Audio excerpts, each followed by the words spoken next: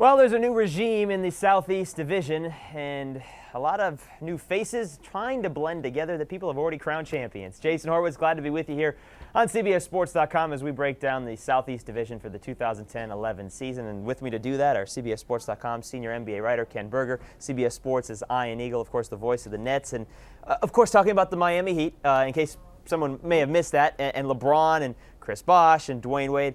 Ian, have people crowned this team too early? No, I think the curiosity is just going to build throughout the season, and the reality is they deserve the attention. It is a legitimate big three. They are a powerhouse team in a powerhouse division. I believe it's great for the NBA because there is going to be interest and buzz every city that they travel to throughout the year. The hyperbole will be there, but it's going to be a show. Every single night that they play, it's going to be a show. And I'm not as curious anymore about the story behind the story, which everybody wanted to talk about in regards to the decision. Now, go out and play basketball, and let's see how this team comes together. I think they have a chance to be exceptional, and without putting numbers on it, they're going to win a lot of games, and they're going to win the most games in the Eastern Conference when it's all said and done. I agree with that, and I think from the standpoint that you're talking about attention on the league and the story that it's going to be, it's great for basketball. Yep. If you have one powerhouse team like the Jordan's Bulls, that was great for basketball. Maybe this can do that as well. But I'm not ready to crown these guys champions yet. I think there are some things that will need to be ironed out. Number one, who is the go-to guy? Who is the man on this team? Is it Dwayne Wade or is it LeBron? Clearly LeBron thinks that he's the guy. That's the guy that he's been ever since he picked up a basketball. He's going to be that guy no matter where he is and who he plays with. That won't be as much of an issue as the possible Achilles heel for this team, which is size. And they're in a division with Dwight Howard. Dwight Howard, to me, is the salvation of mankind, the one guy who can stop the Miami Heat from winning a championship. And I think he's capable of it if he plays with the kind of attitude that he needs to. And so he's the Miami Heat's kryptonite, is what you're saying with Dwight Howard. So then get into that a little bit, because Orlando has ruled this division for the last couple of years. So where are they in relationship to the Miami Heat with Dwight Howard and every other aspect of the Magic? Well, they didn't sign LeBron James and Chris Bosh. They signed Quentin Richardson and Chris Duhon. So that you don't need to say any more about that. But those are two guys that actually fit what they do.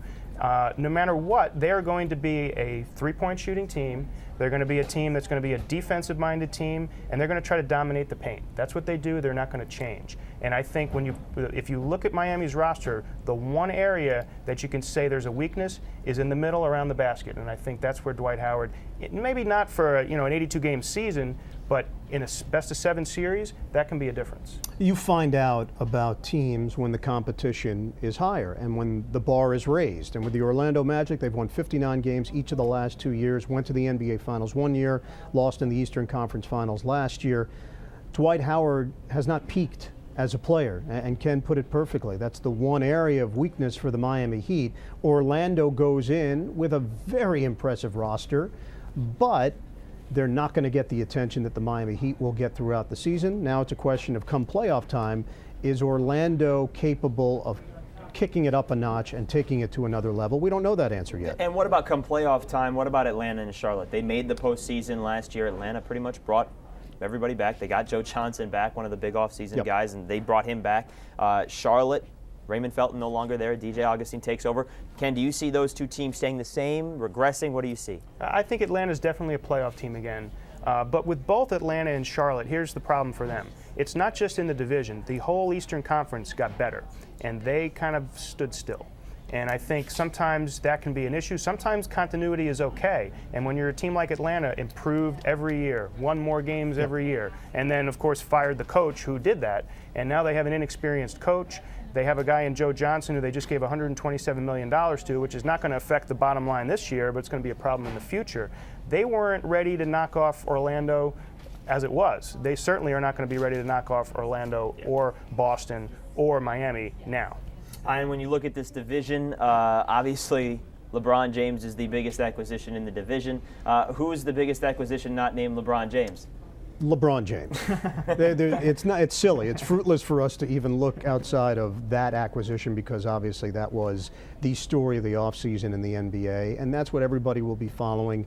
Atlanta, it's going to come to an end, unfortunately for them. They have improved, as Ken said, every year on their win total. 53 wins last year. That ends this year. They still need a big-time point guard at some point. They'll have to address that. Charlotte, give Larry Brown credit because he gets it done. It's not always the prettiest. He finds a way. I think he would have won with the Knicks if he didn't get into the power struggle with Isaiah Thomas. But ultimately, it's LeBron James. It's going to be all about him. Ken, what about the rookie with the biggest impact in this division? Well, it's the same thing. There's nobody to talk about besides John Wall. I mean, he is the key. He's the number one pick. He's the guy who is going to make the biggest difference. And I think on a Wizards team, if Gilbert Arenas can get his head right and even get his knees right and be healthy, because remember, before the gun incident, he hadn't been healthy for 2 years. So now you have a backcourt with a rookie who's going to be spectacular.